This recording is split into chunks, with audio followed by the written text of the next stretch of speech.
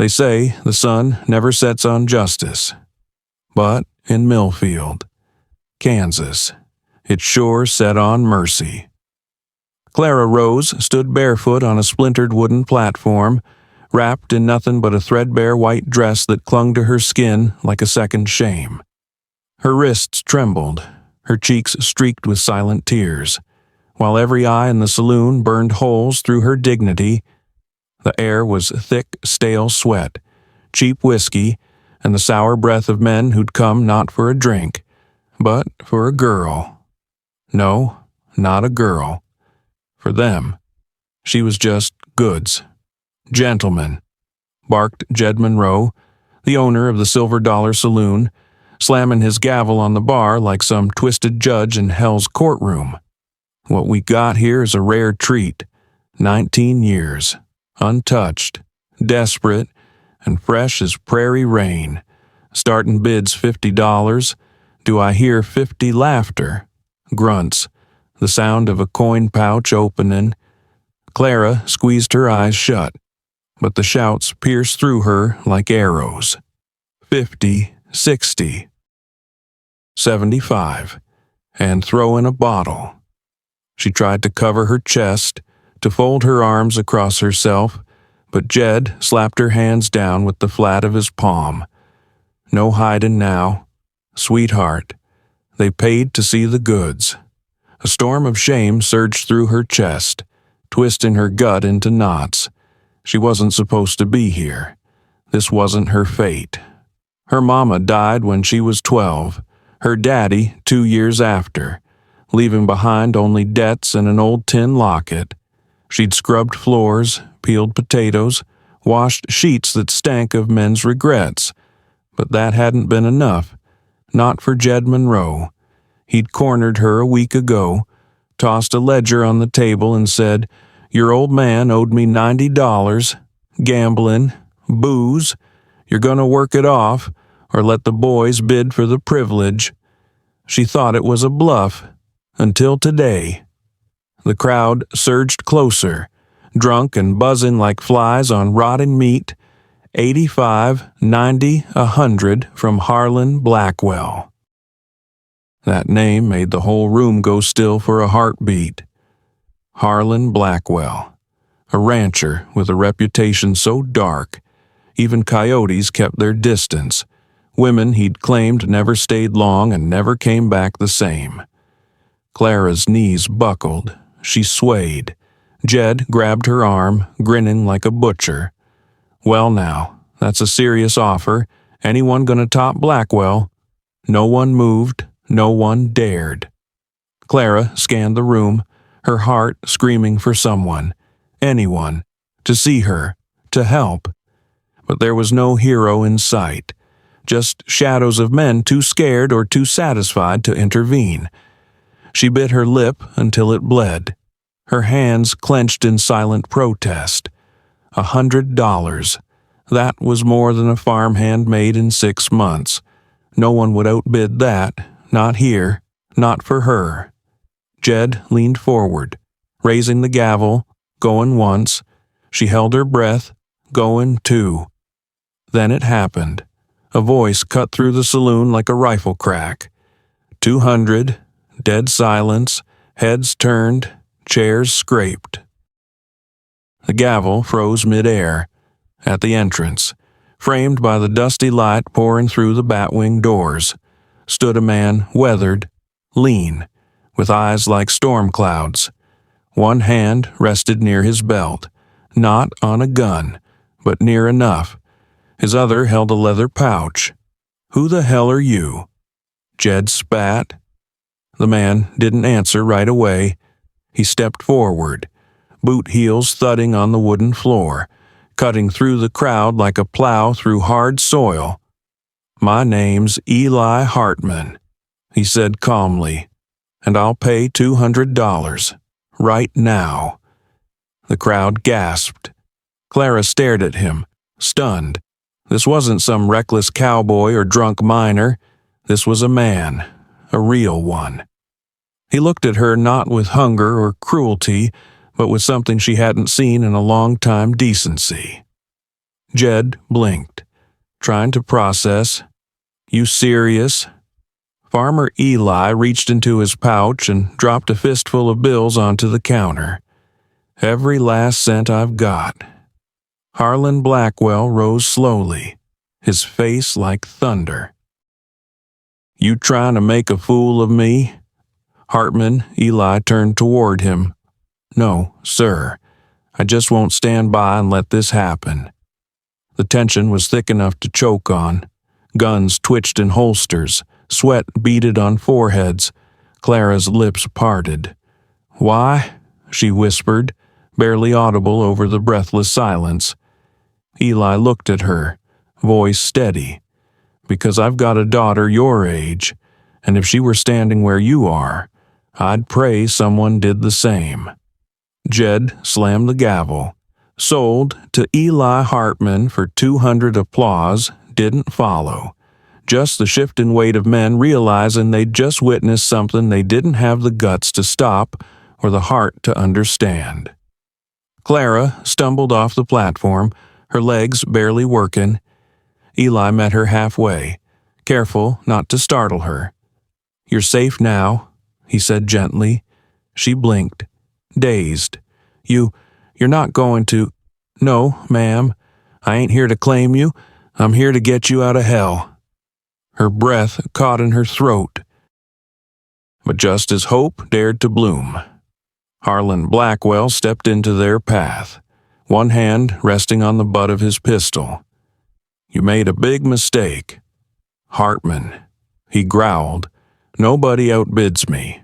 And just like that, Clara's rescue turned back into a nightmare. The silence didn't last long. Harlan Blackwell's boot scraped against the wooden floor as he stepped forward, his hand hovering just inches from the cold steel at his hip. His eyes, dark as midnight, burned holes through Eli Hartman. You got guts. Farmer, Harlan growled. I'll give you that, but guts don't mean you get to walk out of here with what's mine. Eli didn't flinch. He kept Clara behind him, his hands loose but ready. She's not yours, he said, calm as a prairie breeze. She ain't anyone's. Jed Monroe, standing behind the bar with that greasy grin, chuckled nervously. Now, gentlemen, no need to make a mess. Blackwell's right. He put money down last week. $50. Call it a down payment. Eli's jaw tightened. Then why the auction? Jed shrugged. You know how it goes. Highest bidder. That's business. Clara clung to Eli's sleeve, her fingers ice cold. Her voice was barely a whisper. He won't let us leave. I know, Eli said under his breath. The crowd had begun to shift. What started as a spectacle was now a standoff. Some men backed away slowly, sensing the tension like thunder on the horizon. Others leaned in, eyes glittering with the kind of excitement that only came when blood was close to being spilled. Harlan's lip curled. You must think you're some kind of hero. No, Eli replied. I think I'm a man. That still means something to some of us. You brought cash, Harlan said, stepping closer. Good for you, but I brought friends, as if on cue. The saloon doors creaked again. Two of Harlan's men, both broad-shouldered, mean-eyed cowhands, slipped in and took up positions near the exit. Eli didn't need to turn around to know others were covering the back. He was boxed in, trapped. Clara's breath hitched. Eli. He looked over his shoulder. Her face was pale, but her eyes had fire in them. Not just fear anymore. Anger, dignity, life. He turned back to Harlan. You planning to kill me in front of half the town, if I have to. What do you tell the sheriff? The judge, Harlan laughed. Judge Ellison don't ride through for another week, and sheriff's out near Fort Laramie till Thursday. Plenty of time for you to disappear. Jed Monroe chuckled again. trying to stay neutral but obviously rooting for whoever kept his saloon out of trouble. Eli took a slow breath. There's a little girl waiting for me. Back home. She's 8 years old. Her mama died 3 winters ago. She's got no one else. Harlan's grin widened. Cruel and slow. Then maybe she can take your place. You think I wouldn't? That stopped Eli cold. His heart punched his ribs, but he didn't let it show. She has a name, he said softly, Lucy, and you stay away from her. Harlan stepped even closer. Now they were nearly chest to chest. Leave the girl here, walk away, and I'll forget you ever existed. But if you don't, the threat hung in the air like smoke. Clara moved to Eli's side. Don't. Please. Eli's hand reached into his coat, not for a weapon, but for the truth. He pulled out the folded receipt from the auction, Jed's own signature scrawled across it in whiskey-stained ink. I paid, Eli said, loud enough for everyone to hear. I've got the paper to prove it. Anyone tries to take her from me now. It ain't just wrong, it's theft.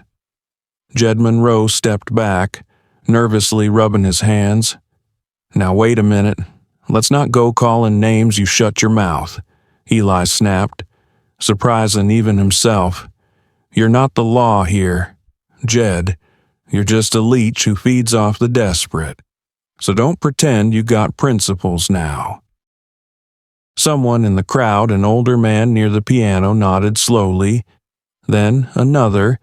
It was subtle, but the tide was turning. Eli could feel it. Harlan, too. That made him dangerous. He stepped back a pace, then turned and barked toward the bar. Jed, tell him about our agreement. Tell him she was already mine. Jed hesitated. Well, see, thing is, he paid you last week. Eli cut in. No receipt, no witness, just a whisper and a handshake. He held up the signed auction slip. This is what's real, and it's public. The room tensed. You think that's going to stop me? Harlan hissed. No, Eli said, but you will. He turned, loud now, voice rising like a preacher in a storm. You all saw what happened here. A girl sold like cattle, a man who paid to protect her, and another who wants to drag her back into the dirt. More people stepped forward. Dr. Amos Carter, Pastor Wilkins, even Harold, the storekeeper. Eli didn't have a gun, but now he had a town. You going to draw on me, Harlan, he said, arms open. You going to shoot a man with no weapon in front of 20 witnesses. Harlan's hand twitched. His eyes darted. Your choice, Eli said. You pull that iron. You better be ready to shoot everyone in here. It stretched like barbed wire one long, breathless moment. Then, slowly, Harlan holstered his gun, his lip curled in disgust. You're dead, Hartman. You just don't know it yet. Eli didn't move. Then I'll die doing something right. He turned to Clara. Let's go. She nodded, still shaking, and together they stepped through the saloon doors. The sunlight hit their faces like grace, but Eli knew better. This wasn't over. It was just beginning. The sunlight felt false as Eli Hartman stepped onto the dusty street of Millfield with Clara Rose beside him. Every eye in the town followed. The heat clung to his skin like a second shirt, thick with sweat and dust. But it wasn't the weather making his spine itch. It was the silence, the way folks watched. Mouths shut tight, as if the air itself was holding its breath. Clara walked like someone fresh from a nightmare. Her dress billowed around her knees in the breeze, but her arms were crossed tight, eyes locked on the ground like it might swallow her whole. They made it halfway down Main Street when the saloon doors burst open again. Eli didn't have to turn. He already knew the sound of those boots. Farmer Harlan Blackwell's voice was slick with venom. "You forgot something." Eli turned, slow and steady. Behind Harlan stood 3 men armed, loose-limbed and ready for trouble. Harlan's spurs jingled with every step like tiny brass threats. "You think you can just pay and walk away?" He sneered. "This ain't no charity auction. That girl owes Jed money, which means she owes me." "She owes no one," Eli said, loud enough for the town to hear. "She's free. I got the paper to prove it. That paper means nothing to me." Clara's fingers found Eli's arm. "Please, let's just go. We're trying." "Miss," Eli murmured, "we're trying." Harlan's eyes flicked between them, then settled coldly on Clara. "Funny thing. Girl, did Jed tell our good farmer friend here the whole story? Did he mention the deal we made last week?" Eli frowned. "What deal? She's mine." Harlan growled. "I already paid Monroe for first rights. That auction? That was just for show." "You're lying," Clara whispered. "Am I?" Harlan said, smiling wide now. "Why don't you tell him what really happened the last time a girl said no to me?" Clara froze. Eli stepped forward, placing himself between them again. "You take another step, and I swear you'll what Harlan interrupted. You got no gun, no backup, and no clue who you're dealing with. You think this is over because you flashed a few bills and played white knight." He leaned in, breath hot and foul. "Millfield's a small town. Roads get real lonely out there. Accidents happen all the time." The threat landed heavy in Eli's gut, but he didn't flinch. "You gun me down in broad daylight. You won't last till sundown." Harlan chuckled. "I ain't gonna shoot you. Not here. Not now. But you just made yourself a target. Hartman, you and whoever's dumb enough to stand by you."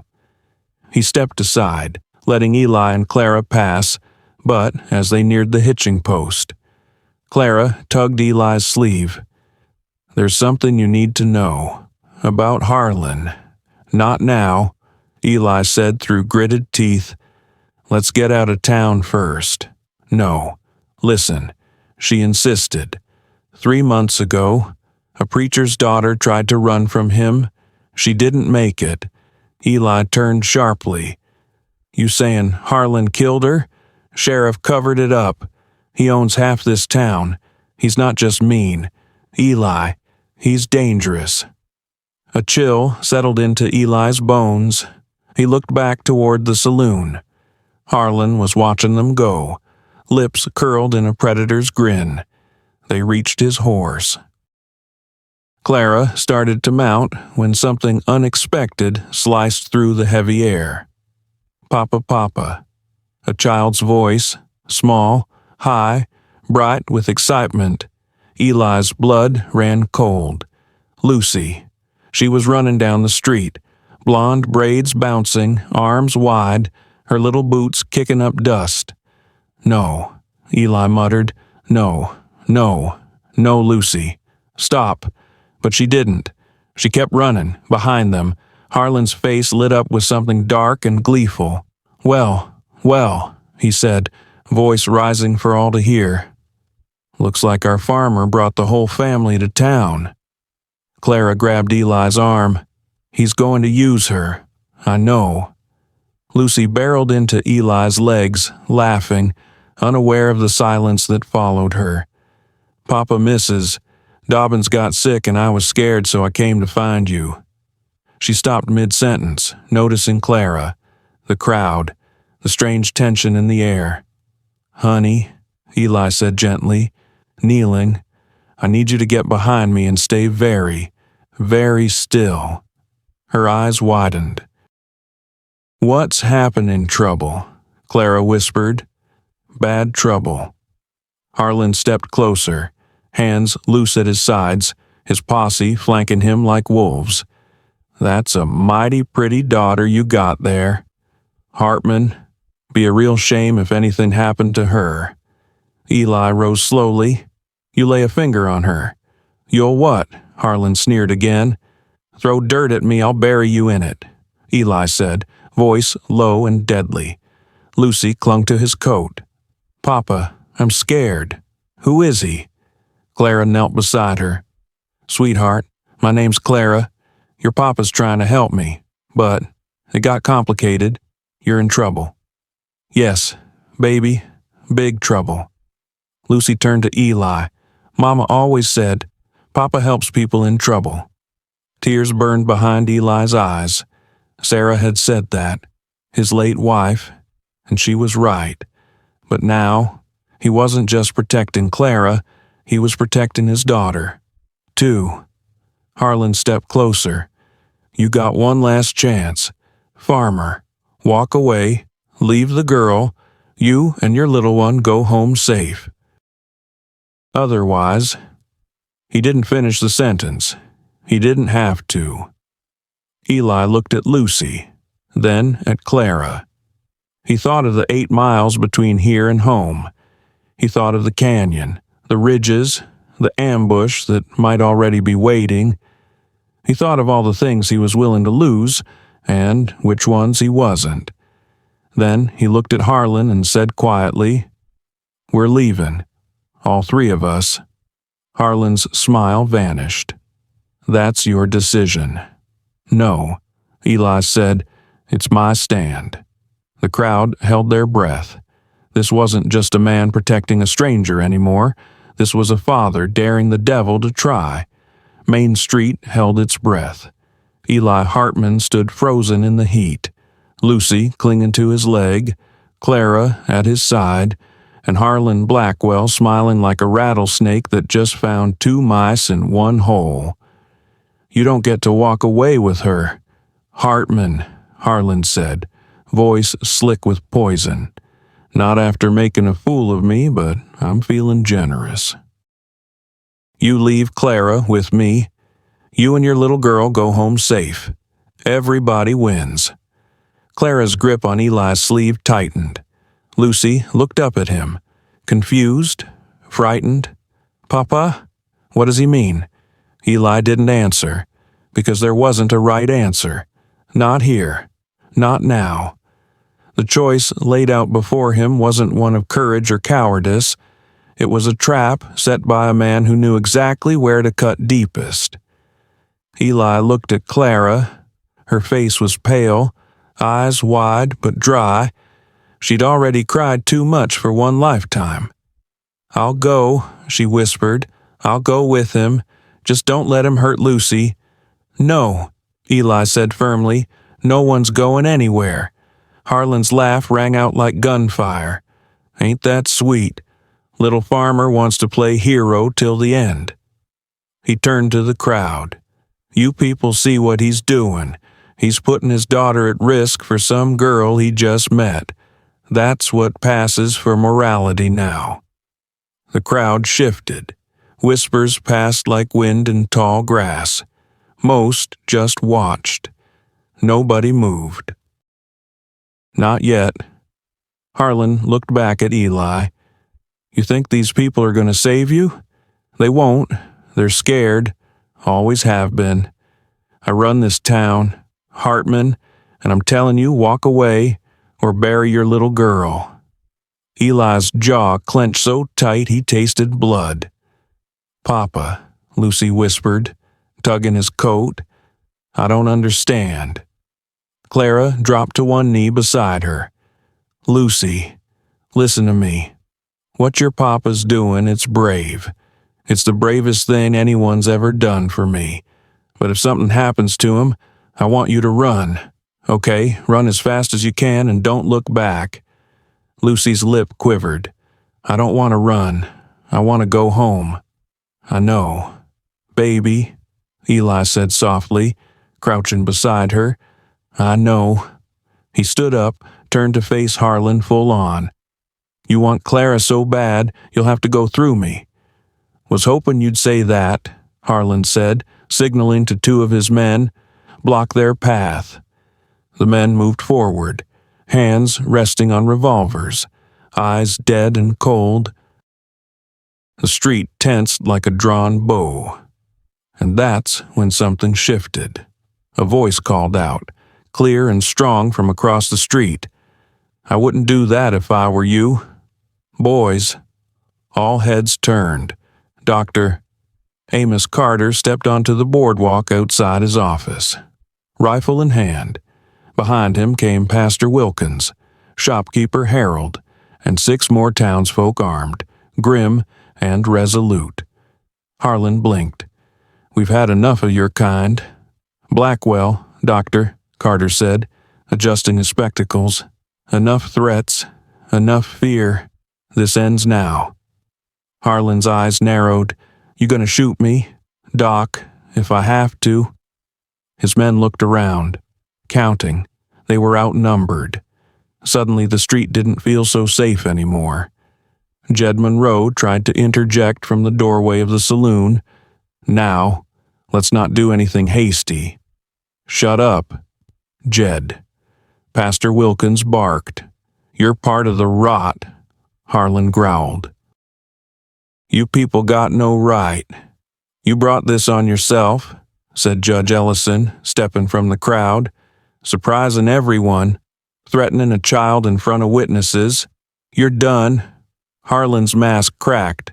"She's mine." "No, she ain't," Judge Ellison said firmly. "And this ends here. You and your boys got 10 minutes to ride out, or I'll see you tried for attempted murder." The crowd murmured.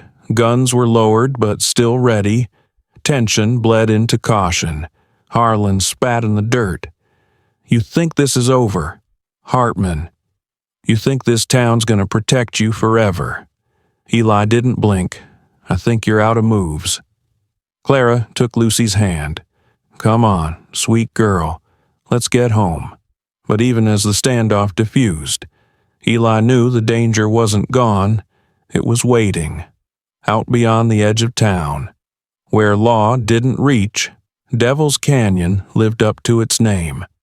A narrow pass carved by time and wind, boxed in by steep red rock walls and twisted mesquite.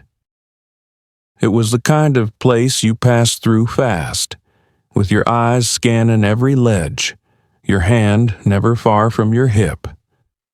Eli Hartman had always hated this stretch. Too many shadows, too many ways to die. The hooves of his horse clattered nervously against the stone path as he guided Clara and Lucy through. They were only 4 miles from the farm now, just 4 miles to safety. And that's when the first shot rang out. The bullet smacked into the dust inches from the horse's feet. The animal reared, nearly throwing Lucy, but Eli caught her mid-fall, tumbling behind a boulder just as the second shot cracked through the canyon. "Down," he shouted, pushing Clara and Lucy to the ground. Dust filled their lungs. The sharp smell of gunpowder clawed at their throats. From above, voices echoed taunting, brutal, unmistakable. "Thought you were real clever back in town, didn't you?"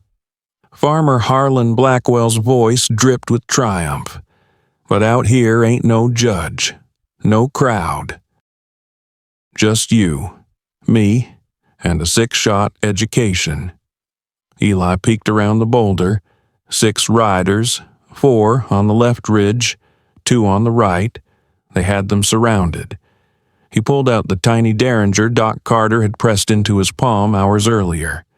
2 bullets against 6 rifles. Hopeless odds. Clara's face was ghost white. "Give me to him," she said, her voice shaking. "He'll let you go if you give me to him. No one's given anybody to anybody." Eli growled, "Stay down." Lucy was crying softly. "Papa, I'm scared." "I know. Baby. Me too." Another bullet pinged off the rock inches from his head. Harlan was toying with them, drawing it out, savoring the terror. Eli didn't know what would kill them first, the bullets, the fear, or the despair. Then, hoofbeats, hard and fast, not from above but from behind. A voice thundered through the canyon. "Drop your weapons. This is Judge Ellison. You're surrounded." The gunfire stopped like a switch flipped. Eli dared a glance. From the trail behind, a dozen riders emerged: Doc Carter, Pastor Wilkins, and a small militia of townsfolk, guns drawn, eyes hard. They'd come after him. "Get out of here," Judge Harlan bellowed. "This ain't your jurisdiction. I've got all the jurisdiction I need when men from my town are in danger." The judge replied, rifle leveled. "You fire one more shot, and I'll bury you where you stand." It was a miracle, but it wasn't over. Not yet. The standoff stretched. Guns held steady. Sweat trickled. No one blinked. And then Clara Rose stood up, not slowly, not cautiously. She stood tall, out in the open, her dress coated in canyon dust, her voice cutting through the dead air. "Harlan Blackwell," she shouted. Eli hissed, "Clara, get down." But she didn't move. "You want to know why Jed Monroe was so eager to get rid of me?" she called out. "Why he pushed that auction so fast? Why he never wanted me talking to anyone?" Harlan's eyes narrowed. "Girl, don't I kept his books?" she roared. "Every bottle sold, every gambling debt, every cattle deal, and every dollar he skimmed off you for the past 6 months. A gasp rippled through the townsfolk. Even Judge Ellison leaned forward. Clara's voice rose stronger. "He's been robbing you blind. Blackwell, 20% off the top of every herd you sold through his bar. He changed the ledgers, hid the difference in a false bottom of his office safe. I know because I helped him do it." Harlan looked stunned. "No," he muttered. "No, you're lying. You think that poker debt he mentioned was real. He made it up to keep you close, to control you." Her hands trembled, but her voice held. "There's over $2,000 hidden in that saloon, and he was going to keep it all." The silence that followed was thunderous. Then, a voice from Harlan's men boss. "Is she telling the truth?" "Shut up." Harlan snapped. Another man spoke. "I always thought them numbers seemed off." "You shut your mouths," Harlan barked, but his voice cracked. Clara stepped closer, still standing tall. "You wanted to own me, hurt me, break me, but all you ever owned was a lie." Eli stared, awestruck. She wasn't just surviving, she was winning. Judge Ellison cleared his throat. "Miss Rose, can you testify to this?" "Yes, sir. I remember every entry. I can draw you the safe diagram." The judge turned to Harlan. "If what she says is true, you've been robbed. But what you did here today, ambush, attempted murder, none of that gets erased." Harlan's face twisted in fury, but beneath it, fear. "Testify for me," he said to Clara. "You help me get my money back. I'll forget about the other stuff." She nodded, calm and steady. "I'll tell everything I know, but you leave me and the Hartmans alone, forever. You don't make demands of me." He snarled, "But I do." She shot back, "Because right now, I hold the key to your future." A long beat passed. Then Harlan spat in the dirt. "Fine," he said. "We're square, for now." He holstered his weapon and turned to his men. "Let's go. We got a saloon to audit."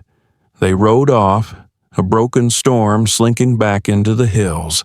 Clara collapsed to her knees, breath hitching, tears finally breaking free.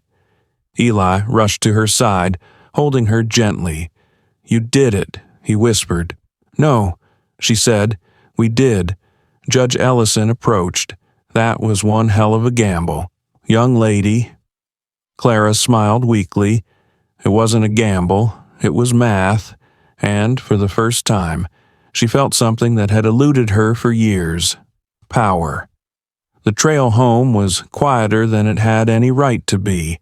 After everything, the saloon, the standoff, the canyon, Eli Hartman expected thunderclouds, vultures, maybe even bullets trailing behind them, but instead, the prairie stretched wide and golden under a soft afternoon sun.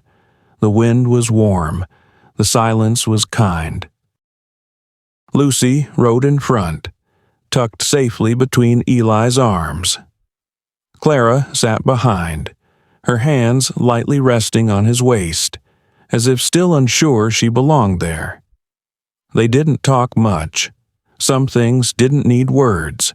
When the farmhouse came into view, Clara let out a breath she didn't know she'd been holding. It was small, weather-worn, paint peeling in places, but there was a white fence, a neat garden, and chickens wandering free. It wasn't much, but it looked like peace.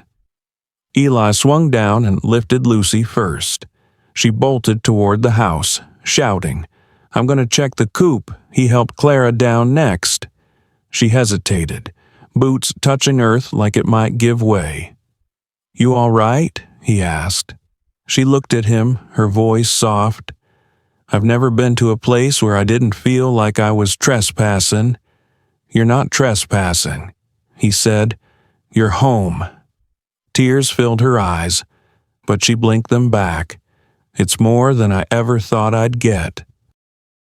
They walked toward the porch, side by side, as Lucy's laughter echoed from the garden. Clara watched the little girl chase a chicken, her blonde braids bouncing. "She's something," Clara whispered. "She's everything." Eli replied, "Only reason I keep breathing some days." Clara smiled. "She's lucky to have you." "No," he said, glancing at her. "I'm lucky to have both of you. Inside." The house smelled of wood smoke and old paper. Clara traced her fingers across the mantel, pausing at a faded photo of Eli and his late wife. She was beautiful. Clara said, "She was strong." Eli replied, "Like you." Silence settled again. Not awkward, just honest. "I don't know how to live like this," Clara admitted. "Safe. Wanted. You'll figure it out. What if I mess it up?" Eli smiled gently. "Then we fix it. Together." She looked at him. Really looked at him. Not as the man who saved her, but as a man who saw her, not a thing to be claimed, but a soul to be respected. He offered her a chair. She sat. He poured her a cup of coffee. She sipped, and just like that, a new life began. Weeks passed. Jed Monroe was arrested. His saloon shut down. Townsfolk said Clara's testimony was the nail in his coffin. Harlan Blackwell kept his distance, whether it was fear of the law or the ledger she still remembered in vivid detail. No one knew, but he didn't come back, and that was enough. Clara found her rhythm on the farm cooking, tending chickens, reading with Lucy.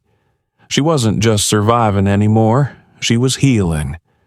Eli noticed how she laughed easier, how her shoulders relaxed, how, sometimes, she'd hum while fixing supper. One night, as the sun melted into orange on the horizon, Clara stood on the porch, watching Lucy chase fireflies. Eli stepped beside her. "You ever think you'd end up here?" "Never," she said. "Not in my wildest dreams." "Funny thing about dreams," Eli said. "Sometimes they come looking for you." She turned, eyes soft. "Eli, what is this? What are we?" He didn't hesitate. "A family."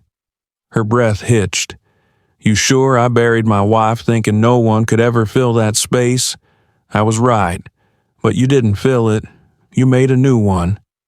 She took his hand, and this time, when the tears came, she let them fall, not from pain, but from hope. If Eli, Clara, and little Lucy's journey left you breathless, heart-struck, or reminded you that hope can still survive in the harshest corners of the West, then don't forget to hit that subscribe button. There are still stories waiting to be told of quiet souls standing tall among wolves, of moments where a single act of kindness rewrites fate. Subscribe so you never miss another ride into the sunset, where truth costs blood and love saves lives.